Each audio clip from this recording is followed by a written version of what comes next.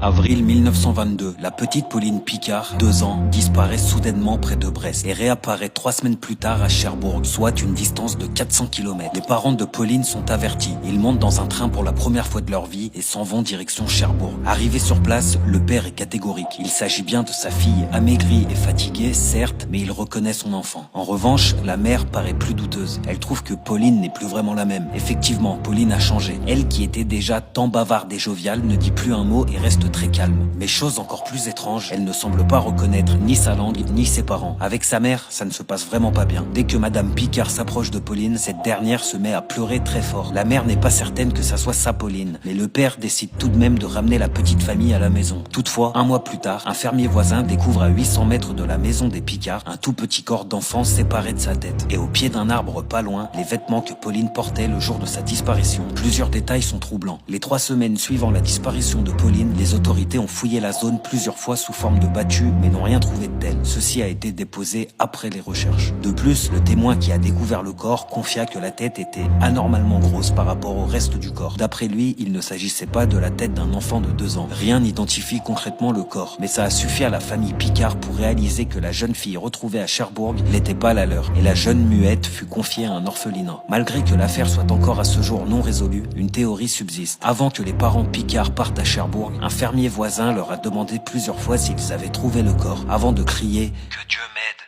je suis coupable ». L'homme a été interné dans un asile et on n'a plus jamais entendu parler de lui. Le mystère reste donc entier. Qu'est-il arrivé à Pauline Picard et à qui appartient cette tête ?